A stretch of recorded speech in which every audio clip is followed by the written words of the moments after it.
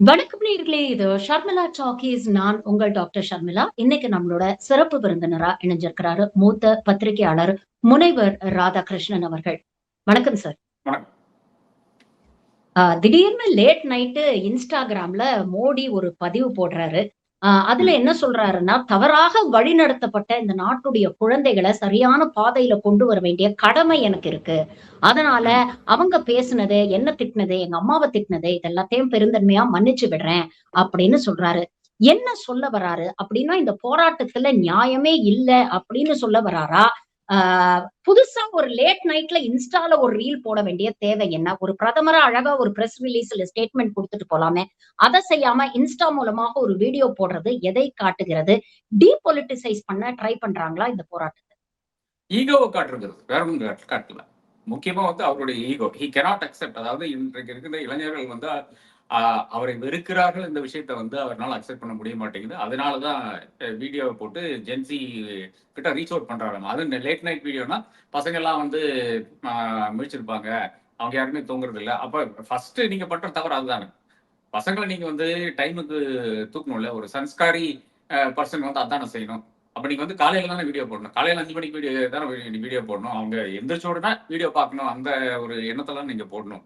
அப்ப முழுக்க முழுக்க எல்லாமே வந்து ஒரு ஃபேக்கரினுடைய உச்சகட்டமா தான் பாக்குறேன். நான் கேட்கிறேன், 2014 இருந்து நீங்க யாரையெல்லாம் என்னெல்லாம் வந்து பேசியிருக்கிறீர்கள்? ஜெர்சி கவ் சோனியா காந்தி அம்மையாரை பார்த்து சொன்ன விஷயம். இதே மாதிரி ஹண்ட்ரட்ஸ் ஆஃப் திங்ஸ். தீதி ஓ தீதின்னு சொல்லிட்டு ஒரு கேட் காலிங் மாதிரி கல்கட்டால போயிட்டு இருந்து ஒவ்வொரு எந்த பெண்ணை வேணா எடுத்தாலும் இவர் வந்து ஏதோ ஒன்று சொல்லியிருக்காரு.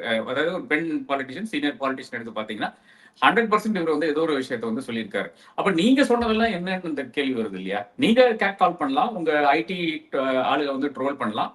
பட் வேற யாருமே ஒண்ணும் பண்ணக்கூடாது. அதான், அதாவது monopoly of abuses is BJP. அதான் அவர் சொல்ல வராருன்னு நினைக்கிறேன். ஒண்ணு. ரெண்டாவது வந்து இது இதுல இன்சென்சியரிட்டி எங்க வருதுன்னு பாத்தீங்கன்னா வேற ஒன்றும் கிடையாது.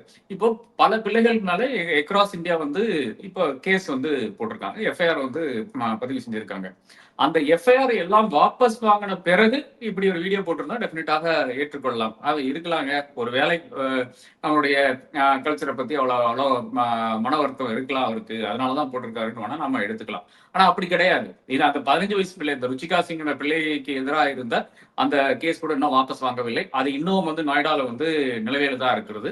அப்படி இருக்கும்போது நீங்க செய்யறது, அதாவது ஒரு பிள்ளை, சின்ன பிள்ளை, 15 வயசு குழந்தை, அது டெஃபினட்டாக தெரிஞ்சுதான் அங்க வந்திருக்காங்க. ஜந்தர் மந்தருக்கு வர்றதுக்கு காரணம் தெரிஞ்சுதான் வந்திருக்காங்க. அது வந்து பல விஷயங்கள் வந்து சொல்லியிருக்காங்க. மோடி இன்னைக்கு வந்து ஒரு ஒரு ஒரு பர்சன் ஆஃப் ஒரு ஒரு ஒரு மேக்கிங் ஃபன் அந்த மாதிரி மாறிட்டார். அதை வந்து எப்படி வந்து சால்வ் பண்ண முடியும்? அதான். அப்ப பிஜேபியினுடைய ஆட்கள் என்ன செய்யறான்னு பாத்தீங்கன்னா, ஒண்ணு இந்த கோதி மீடியாவை வச்சு பயங்கரமான ஒரு கேம்பெயின். அந்த கேம்பெயின் என்னன்னு பாத்தீங்கன்னா வேற ஒன்றும் கிடையாது. இந்த ப்ரொட்டஸ்டர்ஸ் எல்லாம் வந்து ஆன்டி நேஷனல்ஸ், இல்லை என்றால் அவங்க வந்து மிஸ்கைடடு, இந்த இந்த ஒரு நேரேட்டிவ் வந்து இந்த அம்பானி அதானி மீடியாவை வச்சுட்டு பயங்கரமா பண்ணி கொண்டிருக்கிறாரு. 24/7 ஏறத்தாழ பண்ணி கொண்டிருக்கிறார். இது ஒரு ஒரு விஷயமா இருக்கு. ரெண்டாவது வந்து இந்த போலீஸ்மேனுடைய ஃபேமிலிஸை வச்சு பிரஸ் கான்ஃபரன்ஸ் கொடுக்கறது. எங்களுடைய அப்பாவுக்கு வந்து இப்படி அடிச்சாங்க, அப்படி அடிச்சாங்க, அதை பண்ணாங்க, இது பண்ணாங்கன்னு. யாரு இப்ப இது என்டையர் இது ஃபோர்ஸே வந்துதான் பசங்களை அடிச்சது. பசங்களை அடிக்கலன்னா எங்காச்சும் பிரச்சனை வந்திருக்குமா? அந்த பசங்க எல்லாம் வந்து போலீஸ்காரனை பார்த்து அங்கிள் அங்கிள் தான் கூப்பிடுறதே தவிர யாருமே வந்து ஒரு கான்ஃபரன்டேஷனல் போக்குல வந்து ஒரு பையன் கூட அது கிடையாது. நீங்க அடிச்ச பிறகுதான் அந்த பசங்களுக்கு வந்து தேர் ஃபோர்ஸ் டு ரியாக்ட். கல்லு யாரு கொண்டு வந்து நிறுத்தினா? 2 விஷயங்கள் வந்து இப்ப அம்பலமா இருக்கு. ஒண்ணு வந்து அந்த கல்லு ட்ரக் வந்து டெல்லி போலீஸ் தான் கொண்டு வந்து நிறுத்துச்சுன்றது இன்னைக்கு வந்து சான்று இருக்கிறது. அதுக்கு வந்து ஒரு இன்வெஸ்டிகேட்டிவ் ரிப்போர்ட்டர் போய் அது கண்டுபிடிச்சிருக்காரு. அந்த அந்த லாரி வந்து 4 நாளுக்கு முன்னாடி, அதாவது ஐ திங்க் 19th அங்க வந்து நிறுத்துறான்னு, அதுக்கு 4 நாளுக்கு 17ஆம் தேதியோ 16ஆம் தேதியோ வந்து அந்த வண்டி வந்து இன்னொரு ஆக்சிடென்ட்ல இன்வால்வ் ஆகுது. அது வந்து அங்க வந்து நிறுத்துறாங்க. அது ஏன் கொண்டு வந்து நிறுத்துறாங்க? ஃபுல்லா கல்லு கொண்டு வந்து நிறைச்ச ஒரு வண்டியை கொண்டு வந்து, லாரியை கொண்டு வந்து அங்கே ஏன் நிறுத்துறாங்க? போலீஸ் கஸ்டடியில் இருக்கிற வண்டியை ஏன் கொண்டு வந்து நிறுத்துறாங்க? ஒண்ணு. இது அம்பலமாயிடுச்சு. அப்புறம் பெல்லட் கண்ணே யூஸ் பண்ணல, பெல்லட்ஸை யூஸ் பண்ணலன்னு சொல்றது அதுவும் அம்பலமாயிடுச்சு. அதுலயும் மறுபடியும் இப்போ வந்து பொய் சொல்லி கொண்டிருக்கிறது. டெல்லி போலீஸ் இன்னைக்கு பொய் சொல்லி கொண்டிருக்கிறது. அப்ப அதுவும் முறியடித்து விட்டது. அப்ப இவருடைய அவுட்ரீச் என்னன்னு பாத்தீங்கன்னா, ஒண்ணு ஃபேமிலிஸை வச்சு பசங்களை திட்ட வேண்டியது. ஐயோ மோடியோ நாங்களும் அந்த ஒரு எமோஷனல் எலிமெண்ட் இருக்கு இல்லையா, அந்த பசங்களுடைய எமோஷனல் எலிமெண்ட்டுக்கு கவுண்டர் பண்றதுக்காக இவங்களுடைய எமோஷனல் எலிமெண்ட் கொண்டு வந்துட்டு அதுல வந்து இது பாருங்க எவ்வளவு பெரிய அவலம் பாருங்க. இப்ப போலீஸ்காரன் வந்து அடிபட்ட போலீஸ்காரன் மேல எனக்கும் கஷ்டமா தான் இருக்காது கேட்கறது. ஆனா அவனுடைய ஃபேமிலியை வந்து வற்புறுத்தி கட்டாயப்படுத்தி இங்க வந்து உட்கார வைக்கிறாங்க இல்லையா. இந்த வற்புறுத்தி உட்கார வைக்கிறதுங்கிறது கண்டெஸ்ட் பண்ணலாம். உங்களுக்கு எப்படி தெரியும் வற்புறுத்தினாங்கன்ட்டு? ஏதாச்சும் ஒரு கிளாஸ்ல உலகத்துல இவ்வளவு பிரச்சனைகள் வந்து பல இடங்கள் நடந்து கொண்டிருக்கிறது. ஏதாச்சும் ஒரு இடத்துல வந்து ஒரு போலீஸ்காரனுடைய ஃபேமிலி வந்து உட்கார்ந்து இந்த மாதிரியான கோஷங்கள் எழுப்பி இருக்கிறதா, இந்த மாதிரியான விஷயங்கள் கேட்டு இருக்கிறதா? எங்களுடைய பிரச்சனைகளை நீங்க பாராளுமன்றத்தில் பேச வேண்டும், நாங்க சொன்ன விஷயங்களை பேச வேண்டும் என்று யாராச்சும் கோரிக்கை எழுப்பியிருக்காங்க? அடுத்து பாருங்களேன், அடுத்த என்னன்னா போலீஸ்காரனுடைய பிரச்சனையை பத்தி அடுத்து வந்து பாராளுமன்றத்தில் டிஸ்கஸ் பண்ணுவாங்க. இன்னைக்கு டிமாண்ட் பண்ணிருக்காங்க, நேற்று டிமாண்ட் பண்ணிருக்காங்க, மண்டே டிஸ்கஸ் பண்ணிடுவாங்க. அப்ப இது முழுக்க முழுக்க இந்த நேரேட்டிவ் வந்து மாத்தணும். எந்த நேரேட்டிவ்? பசங்களுக்கு வந்து இந்த அரசாங்கம் போக வேண்டும், this government has to resign, Amit Shah has to resign, Modi has to resign. அந்த விஷயத்தை வந்து அப்படியே வந்து have to turn on it's head. ஒண்ணு. கடைசியாக மோடி வந்து 2014 இருந்து பாருங்களேன், அவர் தவறு செய்தால் கூட அவர் தவறு செய்ததாக ஒத்துக்கொள்ள மாட்டார். விவசாயிகளுடைய அந்த சட்டங்கள் 3 ஃபார்ம் லாஸ், அதுல என்ன சொன்னாரு? ஷாயத் முஜ்மே குச் கமி ரஹி ஹோகி என்று, அதாவது என்னல ஏதோ குறைபாடு இருக்கு. என்ன குறைபாடு? அதாவது என்னால் உங்களுக்கு வந்து எக்ஸ்பிளைன் சொல்லி புரிய வைக்க முடியவில்லை. இது எவ்வளவு நல்லதா இருக்கு போகுது. யாருக்கு நல்லா இருக்குன்னா அதானிக்கு நல்லா இருக்கும். அதானி தான் அங்கங்க வந்து பயிரிய சைலோஸ் கட்டி வச்சிருக்காரு, அவருக்கு தான் நல்லா இருக்கும். அப்படி இருந்தாலும் கூட அதானிக்கு எவ்வளவு நல்லா இருக்குன்னு வந்து எக்ஸ்பிளைன் பண்றதுன்னு சொல்ல முடியாது இல்லையா. அதனால என் மேல குறையுங்கிறது உங்களுக்கு எவ்வளவு சூப்பரா இருக்குங்கிறது வந்து நான் என்னால எக்ஸ்பிளைன் பண்ண முடியல. ஒண்ணு. ரெண்டாவதாக பிரதானுடைய ரெசிக்னேஷனுடைய அந்த லாங்குவேஜ், அதாவது நான் வந்து தேச நலனுக்காக ரிசைன் பண்றேன் அப்படிங்கிறாரு. அது உண்மைதான், தேச நலனுக்காக இந்த மாதிரியான நபர்கள் வந்து அதிகாரத்திலே இருக்கக்கூடாது. ஆனா அதோட மோசமான ஒருத்தர் வந்து உட்கார வச்சிருக்காரு பிரகலாத் ஜோஷி என்று. அவருடைய ரெசிக்னேஷனுடைய டோனை பாருங்களேன். அவர் முழுக்க முழுக்க வந்து பிள்ளைகள் மேலதான் தவறு என்று சொல்லுகிறார்கள். அதே மாதிரி தான் இன்னைக்கு பிரதமருடைய இதுவும் வந்து இந்த பசங்க வந்து மிஸ்கைடட் ஆயிட்டாங்க அப்படின்னு சொல்றாரு. அதாவது டோன் டெஃப்னஸ்னா இதை விட மோசமான ஒரு டோன் டெஃப்னஸ் இருக்காது. You made a mistake. என்ன மிஸ்டேக்கு? எங்க டிஸ்கஷன் நடக்க வேண்டும்? பேப்பர் லீக்ல டிஸ்கஷன் நடக்க வேண்டும். நாம் எங்க பேசிக்கிட்டு இருக்கிறோம்? இந்த இந்த செமாண்டிக்ஸை பத்தி பேசிக்கொண்டிருக்கிறோம். பேப்பர் லீக்ஸ் அதன் பிறகு கூட குஜராத்ல ஒரு பேப்பர் லீக் நடந்திருக்கு, முந்தானத்து நடந்திருக்கிறதாக சொல்லுகிறாரு. அப்ப இவ்வளவுதான் இந்த அரசாங்கம் என்பது. ஃப்ரம் டாப் டு பாட்டம் ஊழல் நிறைந்த அரசாங்கம். அந்த ஊழல் நிறைந்த அரசாங்கத்தினால இருக்கின்ற தலையாய பிரச்சனைகளை வந்து 100% ஹேண்டில் பண்ண முடியாது. அதனால ஒரு திசை திருப்பும் நடவடிக்கையாக இப்படி சொல்லியிருக்காங்க. அடுத்தது வந்து கேஸ் நடக்கும். இந்த 15 வயசுக்காரியை கொண்டு அடுத்து வந்து ஜெயிலில் போடுவாங்க. ஏன்னா இந்த ஹோம்ல கொண்டு போய் ஜூனியர் ஹோம்ல போய் போடுவாங்க.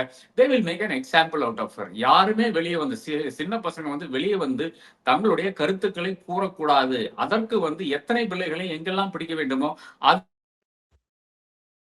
வழியாகத்தான் இப்ப வந்து போய்கொண்டிருக்கிறார்கள் என்று நான் கருதுகிறேன். ஒரு பக்கம் வந்து பெருந்தன்மையா நான் மன்னிச்சு விடுறேன் அப்படின்னு பிரதமர் சொல்றாரு. ஆனா இன்னொரு பக்கம் பிஜேபி ஐடி செல், பிஜேபியை சேர்ந்த கங்கனா போன்ற தலைவர்கள் அவங்களை கட்டர்னு கூப்பிடுறது, அவங்களுக்கு சுத்தமா மரியாதை தெரியல, எப்படிப்பட்ட ஒரு தலைமுறையை வந்து இவங்க உருவாக்கி இருக்கிறாங்க அப்படின்னு பேசுறது, இது வந்து மற்றவர்கள் வந்து இவங்களை பிரெயின் வாஷ் பண்றாங்க அப்படிங்கிற குற்றச்சாட்டுகள் வைக்கிறாங்க. ஆனா ஒரு பக்கம் பாத்தீங்கன்னா இந்த ஸ்டூடெண்ட்ஸை வந்து மிஸ்கைடட் அப்படின்னு சொல்றாங்க. இன்னொரு பக்கம் இந்த போராட்டத்தை முன்னின்று நடத்திய அபிஜித் திப்கே வந்து தொடர்ந்து குற்றச்சாட்டுகள் வைக்கிறாரு. அதாவது ஒரு பக்கம் வந்து என்ன சொல்றாருன்னா, என்ன பிஜேபியில உருட்டி மிரட்டி ஜாயின் பண்ண சொல்லி வற்புறுத்தினாங்க. என் குடும்பமே கிட்டத்தட்ட 16 நாட்களுக்கு மேலமா தலைமறைவா இருக்க வேண்டிய ஒரு சூழ்நிலை வந்தது அப்படின்னு சொல்றாங்க. வெளிநாட்டுல இருந்து அவருக்கு பணம் வருது அப்படின்னு சொல்றாரு. நேத்து கூட அவர் சொல்லியிருக்கிறாரு, வெளிநாட்டுல இருந்து எனக்கு பணம் வருது உண்மையா இருந்தா அப்ப இங்க இருக்கக்கூடிய உள்துறை அமைச்சகம் செயலிழந்து விட்டது அப்படின்னு தான் அர்த்தம். அப்ப அடுத்ததாக அமித்ஷா ரிசைன் பண்ணணும் அப்படின்னு நாங்க போராட்டம் பண்ண வேண்டிய ஒரு நிலைமைக்கு தள்ளாதீங்க அப்படின்னு சொல்றாரு. சோ அரசுடைய இந்த அணுகுமுறையை எப்படி பாக்குறது? ஒரு பக்கம் மன்னிக்கிறோம் அப்படின்னு சொல்றது, இன்னொரு பக்கம் ஒடுக்கக்கூடிய விஷயங்களை வந்து செய்யறது. இதற்கு பின்னால் இருக்கக்கூடிய அர்த்தம் என்ன? இல்ல இதுல வந்து நீங்க ஒரு பிரதமரே வந்து என்னை பொறுத்தவரை போய் சொல்றாரு. ஏன்னா வேற ஒன்றும் கிடையாது. நான் மன்னிக்க வேண்டும், மன்னித்து விடுகிறேன் என்று சொல்லிட்டு அப்ப எஃப்ஐஆர் என்னாச்சு? நீங்க நினைச்சா எஃப்ஐஆர் வந்து வாபஸ் பண்ண முடியாதா? எங்க போட்டிருக்காங்க எஃப்ஐஆர்? எல்லாமே பிஜேபி மாநிலங்கள்ல தான் இப்ப வந்து எஃப்ஐஆர் போட்டிருக்காங்க. அந்த எஃப்ஐஆர்ஸை வந்து நீங்க வாபஸ் பெற்று நான் மன்னிக்கிறேன்னு சொன்னா அதுல ஒரு அர்த்தம் இருக்கு. எத்தனை எஃப்ஐஆர் வாபஸ் வாங்கியிருக்காங்க? டெல்லியில் இருக்கின்ற டெல்லி அட்மினிஸ்ட்ரேஷன் சொல்லுது நாங்க வந்து கேஸ் பர்சீவ் பண்ண மாட்டோம்ட்டு. ஆனா இதுல பெரிய ஒரு சூழ்ச்சி என்னன்னு பாத்தீங்கன்னா, டெல்லி போலீஸுக்கும் டெல்லி அட்மினிஸ்ட்ரேஷனுக்கும் சம்மந்தமே கிடையாது. டெல்லியில் இருக்கிற அரசாங்கம் இருந்து இப்ப பிஜேபி இருக்குது, அந்த அரசாங்கத்துக்கும் இப்ப டெல்லி போலீஸுக்கும் சம்மந்தமே கிடையாது. டெல்லி போலீஸ் வந்து ரிப்போர்ட்டிங் டு அமித்ஷா. அப்ப யார் சொல்ல வேண்டும் இந்த ஒரு கேஸ் இருக்காதுன்னு சொல்லிட்டு? அது வந்து அமித்ஷா சொல்ல வேண்டும். அமித்ஷா வந்து இதுல வந்து பேசவே மாட்டாரு. அதான் அமித்ஷானுடைய நிலைப்பாடு. அப்ப இதுலயே வந்து ஒரு பெரிய ஒரு சூழ்ச்சி, பெரிய ஒரு ஒரு அ ம் அ ஒரு ஒரு லையிங் தன்மை வந்து இதுலயே பார்க்கிறோம். அடுத்தது வந்து அனைவரையும் வந்து வாயை அடைக்க வேண்டும். அதற்கு என்னென்ன செய்ய முடியுமோ எல்லா இடத்திலும் செஞ்சு கொண்டு தான் இருக்கிறாரு.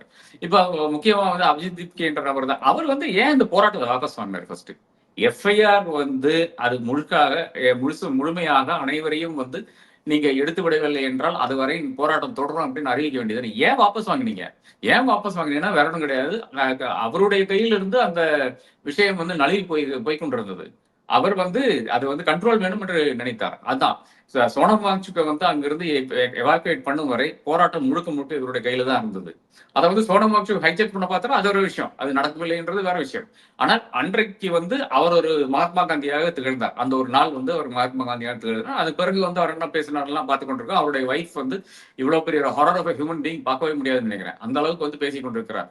அப்போ அது அது வேற விஷயம். ஆனால் இவர் வந்து தன்னுடைய கையில் இருந்து அஜிடேஷன் போய்கொண்டிருக்குது என்று காணும்போது தான் இவர் வந்து டப்புனு வந்து நிறுத்திட்டாரு. தர்மேந்திர பிரதானுடைய ரெசிக்னேஷன் ஆனவொன்னு நிறுத்திட்டாரு. 3 டிமாண்ட் வந்து இல்லையா?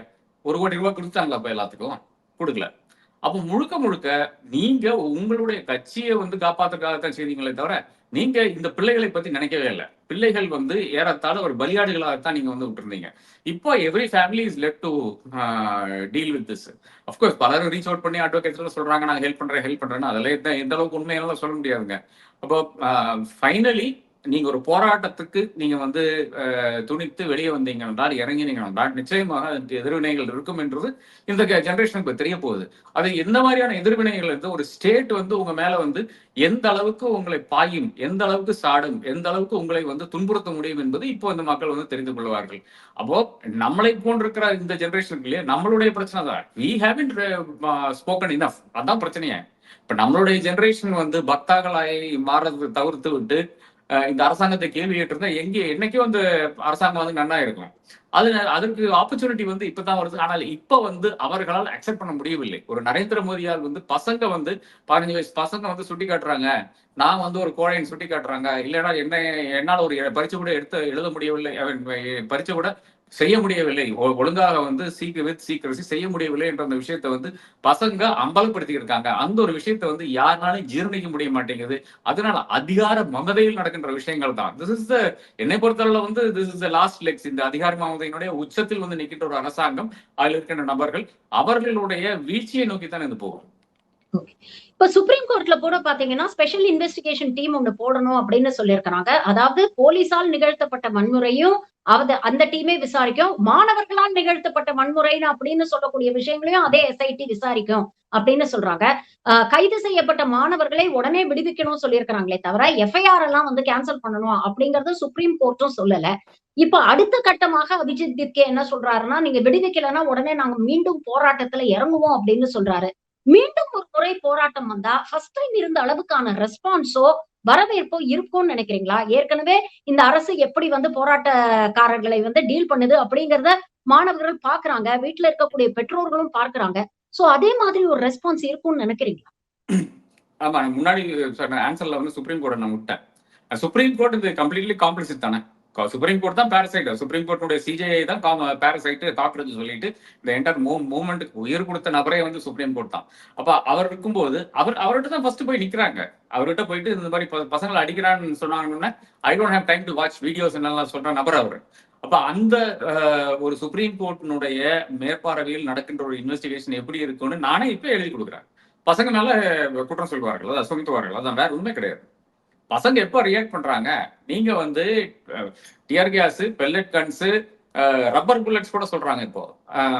அதை எடுத்து தடியடின்னு சாதாரண அடியெல்லாம் கிடையாதுங்க. என்ன ஒரு கிரிமினல்ஸ் தாக்குற மாதிரி தாக்குன போலீஸார். அப்ப அவர்களுக்கு எதிராக நடவடிக்கை எடுக்க வேண்டும். அவர்களுக்கு அந்த போலீஸ் போர்ஸினுடைய அந்த வே தே பிஹேவ்ட் அதற்கு ஒரு விசாரணை செய்ய வேண்டும். அந்த விசாரணை தான் இருக்க வேண்டுமே தவிர பசங்கள் என்ன செய்யறாங்கிறது கிடையாது. That is ridiculous. அது என்னன்னா ஃபால்ஸ் ஈக்குவலன்ஸ். வேணுமென்றே ஒரு ஸ்டேட் வந்து அவங்களும் தப்பு செஞ்சாங்க, இவங்களும் தப்பு செஞ்சாங்க, அதனால வந்து அவங்களும் மன்னிச்சு விடுறோம், அதனால இவங்களையும் மன்னிச்சு விடுறோம் அப்படின்ற ஒரு ஸ்டாண்டுக்கு தான் அது வரும்னு நினைக்கிறேன். ஒரு ஏசிபி வந்து லட்டியை வந்து ஒரு பெண்ணினுடைய அந்த பிரைவேட் பார்ட்ஸ்ல வந்து இது பண்றாரு, அடிக்கிறாரு, தூக்குறாரு. அவர் அவர் இன்னும் சர்வீஸ்ல இருக்காரு. அவர் மேல ஒரு ஆக்ஷனும் கிடையாது. இன்னொரு போலீஸ் ஆபீசர் வந்து ஒரு பெண்ணை அறைகிறாரு. அவரை பத்தி என்ன ஹைகோர்ட் சொல்லுது, டெல்லி ஹைகோர்ட் என்ன சொல்லுச்சு, ஒரு வீடியோல எல்லாம் பார்த்து நாங்க வந்து முடிவெடுக்க முடியாது அப்படின்ற ஒரு ஹைகோர்ட் வந்து சொல்லுது. ஒரு டிசி வந்து ஆர்டர் பண்றாரு, இந்த மாதிரி பெல்லட் கன் ஷூட்டிங் ஆர்டர் பண்றாரு. அதுக்கு 2 ஆர்கனைசேஷன் நடுவில் வந்து குழப்பங்கள் வருது, டெல்லி போலீஸுக்கும் ஆர்ஏஎஃப்க்கும் குழப்பங்கள் வருது. அப்ப அதை பத்தி அதுலயும் யாரும் கிடையாது. அந்த டிசிக்கு எதிராக ஆக்ஷன் கிடையாது. இந்த ஒரு கயவர்களுக்கு எதிராகும் இந்த ஆன்டி சோசியல் எலிமெண்ட்ஸ் இன் யூனிஃபார்ம் இவர்களுக்கு மேல வந்து எவனுமே ஆக்ஷன் எடுக்கல. ஏனென்றால் இது எல்லாமே வந்து கெஸ்டப்போ. இது முழுக்க முழுக்க வந்து ஹிட்லருடைய ஒரு படையாக இருக்கின்ற ஒரு கும்பலாகத்தான் நான் பார்க்கிறேன் தவிர திஸ் இஸ் த ஹூலிகனிசம் இப்ப செஞ்சது போலீஸ். யார வந்து சூறையாடுறது பாத்தீங்கன்னா பசங்களை சூறையாடி கொண்டிருக்கிறார்கள். அதான் உண்மை நிலை, இன்னைக்கு நடக்கின்ற நிலை. இது தொடர்ந்து கொண்டேதான் இருக்கும். இது என்ன அவ்வளவு சீக்கிரம் முடியாது. என்னை பொறுத்தவரை வந்து இன்னொரு அஜிடேஷன் பண்றது மிக மிக கடினம். அது வந்து இந்த அரசாங்கம் அனுமதிக்காது. இவர் டெல்லிக்கு போனாலே வந்து டெல்லிக்கு அரெஸ்ட் பண்ணிடுவாங்க. அந்த அளவுக்கு இருக்கின்ற ஒரு அரசாங்கம் தான் இன்னைக்கு பார்த்து கொண்டிருக்கிறோம். ஹை ஹேண்டட்னஸினுடைய உச்சகட்டம். அடுத்த கட்டமாக அடுத்த தலைவர்கள் தான் எடுத்து அது இந்த போராட்டத்தை எடுத்து செல்ல வேண்டுமே தவிர நிச்சயமாக ஒரு அபிவிருத்தி என்னால முடியும் என்ற எனக்கு அந்த எண்ணம் எனக்கு கிடையாது. இப்ப தர்மேந்திர பிரதான் பதவி விலக வேண்டும் அப்படின்னு ஆரம்பிச்ச ஒரு போராட்டம் அடுத்தது அமித்ஷா பதவி விலக வேண்டும், இல்ல மோடி பதவி விலக வேண்டும் அப்படிங்கிற அளவுக்கு வந்து ஒரு டிரான்ஸ்பர்மேஷன் இல்ல ஒரு ஒரு மொமெண்டம் வந்து கிடைக்கும்னு நீங்க ஆனஸ்டா நினைக்கிறீங்களா? இன்னைக்கு இளைஞர்கிட்ட கேட்டு பாருங்க. இன்னைக்கு ஒரு சர்வே எடுத்து பாருங்க. இன்னைக்கு நான் சொல்றேங்க, based on people that I've spoken to and based on what in the social media பார்க்கறதுன்னு வச்சுன்னா 90% of the children will say that both Amit Shah and Modi will have to go. அவங்க 2 பேரும் resign பண்ண, அமித்ஷாவும் மோடியும் resign செய்ய வேண்டும் என்றுதான் இந்த பிள்ளைகள் சொல்லுவார்கள். ஆனால் அவர்கள் வந்து வெளிப்படையாக நீ வெளியே வந்து சொல்லுவாங்களான்னு கேட்டீங்கன்னா அவர்களுடைய அதனுடைய பேரண்ட்ஸ் அனுமதிப்பார்களா என்ற அந்த கேள்வி இருக்கிறது. ஏனென்றால் அந்த பிள்ளைகளுடைய ஃபியூச்சர் தானே என்ன இருந்தாலும் ஒரு பேரண்ட்ஸ்னுடைய ஒரு அக்கறையாக இருக்கும். அப்படி பார்த்தாலும் சரி, இல்ல அவர்கள் வந்து பிஜேபி சப்போர்ட், அதனால வந்து நரேந்திர மோடி தெய்வம், நரேந்திர மோடிக்கு எதிராகவோ இல்லை என்றால் குட்டி தெய்வம் அமித்ஷாவுக்கு எதிராகவோ ஒண்ணுமே யாரும் சொல்லக்கூடாது, பேசக்கூடாது என்ற அந்த அடிப்படையில வந்து அந்த பிள்ளைகளை வந்து தடைந்து வைப்பார்கள். அதை தாண்டி வருகின்ற பிள்ளைகள் மட்டும்தான் வரும். அவங்களை வந்து அடிச்சு துரத்திடுவாங்க. அதான் நடக்க போறது. இன்னும் ஏதோ 10 feet பெரிய பேரிகேட்ஸ் எல்லாம் பண்றாங்களாமா அந்த அந்த இடத்துல, ஜந்தர் மந்தர்ல பண்றாங்களாமா. அது போலீஸ் இமீடியட்டாக அவர்கள் வந்து ஒரு அறிக்கை கொடுத்தாங்க. அப்படியெல்லாம் ஒண்ணும் கிடையாது அப்படின்னு சொல்லிட்டு போலீஸை நம்பவே முடியாது. இப்ப இருக்கின்ற காலத்துல வந்து போலீஸை நம்பவே முடியாது. தமிழ்நாடு போலீஸ் உட்பட இருங்க. தமிழ்நாடு போலீஸ் ஒரு விஜயனை கொண்டு ஏன் கொண்டு அவ்வளவு விட்னஸ் சொல்லிட்டு ஏன் 12 மணிக்கு கூப்பிடுறாங்க? அந்த டிசி மேல என்ன நடவடிக்கை எடுக்கப்பட்டது? அப்ப நாடுபாடும் இருக்கின்ற போலீஸ் வந்து முழுக்க முழுக்க ஒரு கெஸ்டப் ஆஃப் ஆர்மியாக, அதாவது யார் அதிகாரத்தில் இருக்கிறாலும் அந்த கட்சியில் யார் டைரக்ட் பண்றாங்களோ அவர்களுடைய காலில் விழுந்து கிடக்கின்ற ஒரு குண்டாப்படையாகத்தான் இன்னைக்கு வந்து செயல்பட்டு கொண்டிருக்கிறது. அவர்களுக்கு யூனிஃபார்ம் கொடுத்திருக்காங்க. இது ஒரே ஒரு வித்தியாசம் தான் இருக்கிறது. அடுத்த ஜெனரல் எலெக்ஷனுக்கு இன்னும் 3 வருஷம் டைம் இருக்கு சார். இந்த டிசென்ட் அப்படிங்கிறது, இந்த ஒன்றிய அரசு மீது இருக்கக்கூடிய அந்த கோபம் வந்து அப்படியே அந்த கொதிநிலை வந்து அப்படியே இருந்து அது தேர்தலில் வெளிப்படுமா? எப்படி தமிழ்நாடு தேர்தல்ல பாத்தீங்கன்னா திமுகவுக்கு எதிராக பெரிய ஆன்டி இன்கம்பன்சி இருக்கிற மாதிரி தெரியல. ஆனா தேர்தலுக்கு அப்புறம் தான் வந்து எத்தனை பேருக்கு வந்து திமுக மேல ஒரு கோபம் இருந்தது அப்படிங்கிறது வெளிப்பட்டுச்சு. அந்த மாதிரி ஒரு நிலை வந்து ஜெனரல் எலெக்ஷன்ஸ்ல நடக்கும்னு நினைக்கிறீங்களா 2029ல? இல்ல, இது வந்து 2 விஷயங்கள் வந்து DMK is never come back. 71 தவிர வேற ஒரு சமயத்திலையும் வந்து it is never come back to power. அதை ஒட்டி காங்கிரசும் விடுதலை சிறுத்தைகளும் கம்யூனிஸ்டுகளும் எல்லாருமே வந்து அவர்கள் மத்தியில் இருந்த அதிருப்தி, காங்கிரஸுடைய அதிருப்தி வேற காரணங்களுக்காக. பட் இவங்க 3 பேருடைய அதிருப்தியை வந்து திமுகனால சாட்டிஸ்ஃபை பண்ண முடியவில்லை. திமுக வந்து அதற்கு செவிசாய்க்கவில்லை. அது திமுகனுடைய பிரச்சனை. காங்கிரஸ் செஞ்ச செல்வர்களுக்கு காங்கிரஸ் தான் பிரச்சனை, அது வேற யாரும் கிடையாது. அதனாலதான் இன்னைக்கு கூட ஒரு எவ்வளவுதான் காங்கிரஸ் வந்து டெஸ்பரேட்டாக டிஎம்கே ரீச் அவுட் பண்ணாலும் அவர்கள் வந்து இப்ப இந்தியா கூட்டணியில இல்லை என்று ரொம்ப உறுதியாக சொல்லிவிட்டார்கள். இது இங்க இருக்கிற பிரச்சனை. நாம வந்து சற்றே திரும்பி பார்த்தோம்னா 2011 ஆரம்பிச்சிருந்தோம் அந்த 2G பிரச்சனைகள். 2G என்றது பிம்பம் கொண்டது உருவாக்குனது வந்து 2011. தேர்தல் நடக்கிறது 2014. அதுக்குள்ளால வந்து இது ஒரு இன்எஃபிஷியன்ட் அரசாங்கம், இது இந்த அரசாங்கத்துக்கு மக்களிடம் அக்கறை இல்லை, இந்த அரசாங்கம் வந்து வீட்டுக்கு அனுப்ப வேண்டும் என்ற அந்த என்டையர் அந்த கேம்பெயின் எடுத்துட்டு போனது பாஜக. அங்கதான் ஒரு அமிதாப் பச்சன் ஆனாலும் சரி, ஒரு ஜூஹி சாவ்லா, இந்த மாதிரி நபர்கள் வந்து எவ்வளவோ விஷயங்கள் என்ன கிடைச்சாலும், அதாவது ஃபாலிங் ருப்பி கூட ஜூஹி சாவ்லா வந்து ரொம்ப மோசமான ஒரு பதிவை வந்து போட்டாங்க. என் ஜட்டி கீழே இருக்கிற மாதிரி இருக்கு, நல்லவேளை என் ஜட்டியினுடைய பேர் வந்து டாலர் நிறுத்து ரூபான்னு இல்ல அப்படின்னு ஒரு மிக மோசமான பதிவு போட்ட அந்த பெண்மணி வந்து, அந்த ஆக்டர் வந்து இன்னைக்கு அவர்களால் ஒண்ணும் பேச முடியாத ஒரு சூழல்ல வந்து வீட்டுல மாட்டிக்கொண்டிருக்கிறார். வேற ஒண்ணும் கிடையாது. இன்னைக்கு பேசின போலீஸ் நேரா பிடிச்சி உள்ள போட்டுருவாங்க. ஏதோ ஒரு கேஸ் இருக்கு. ஆயிரக்கணக்கான எந்த நடிகர் ஆனாலும் பலரும் கேஷ் வாங்குறோம். கமலஹாசன் தவிர பாக்கி அனைவரும் வந்து கேஷ் தான் வாங்கி கொண்டிருக்கிறார். யார வேணாலும் எப்ப வேணாலும் எந்த தருணத்துல வேணாலும் பிடிச்சி உள்ள போட்டுடலாம். வீட்டுல எப்ப ரெயின் பண்ணாலும் காசு இருக்கும். அதான் நிலைமை. இல்லை என்றால் உங்களை சார்ந்த நபர்கள்ட்ட காசு இருக்கும், தாராளமாக பிடிச்சு போட்டுடலாம். அப்ப அந்த ஒரு நிலைமை இருக்கும்போது நிச்சயமாக இவர்களுக்கு யாருனாலும் பேச முடியாது. அப்ப இந்த கேம்பெயின் எப்படி வந்து அடுத்து பேன் அவுட் ஆகுதுன்னு தான் என்னை பொறுத்தவரை இது வந்து எடுத்து செல்ல வேண்டியது காங்கிரஸ் தான். காங்கிரஸ்னா குறிப்பாக ராகுல் காந்தி. ஆனா இந்த ராகுல் காந்தியே வந்து இது பார்லிமெண்ட்டுக்கு வரமாட்டாரே. ராகுல் காந்தி பேசுற டைம்ல பார்லிமெண்ட்டுக்கு வருவாரு. அங்க வந்து நின்று பெருசா கேட்பாரு, எங்கே மோடி, எங்கே அமித்ஷான்னு கேட்பாரு.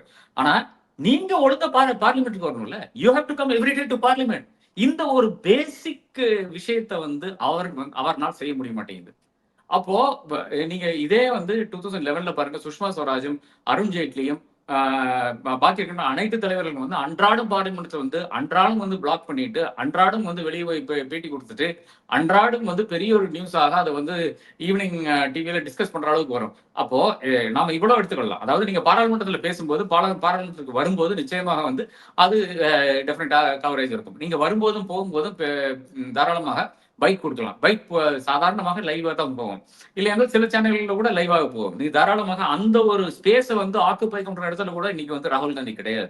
அப்ப ராகுல் காந்தி மனசு வச்சா தான் அடுத்த ஒரு இடத்துக்கு இந்த ஒரு போராட்டத்தை எடுத்து செல்ல முடியுமே தவிர, இல்லை என்றால் இந்த என்டையர் இது, அதாவது this inefficient government, corrupt government, கையிலாகாத கவர்மெண்ட் மட்டும் எடுத்துட்டு போக முடிகிற ஒரே ஒரு நம்ம காங்கிரஸ் கட்சி தான் மெயின் அப்போசிஷனால தான் முடியும். அது பண்ணலன்னா நிச்சயமாக வந்து லாஸ்ட் வந்து இந்திய மக்களுக்கு தான்.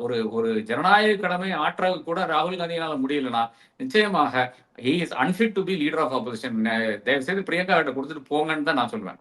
பல்வேறு விஷயங்களை இன்னைக்கு எங்களோட பகிர்ந்துட்டீங்க. உங்கள் நேரத்துக்கும் கருத்துக்களுக்கும் மிக்க நன்றி சார். Thank you very much.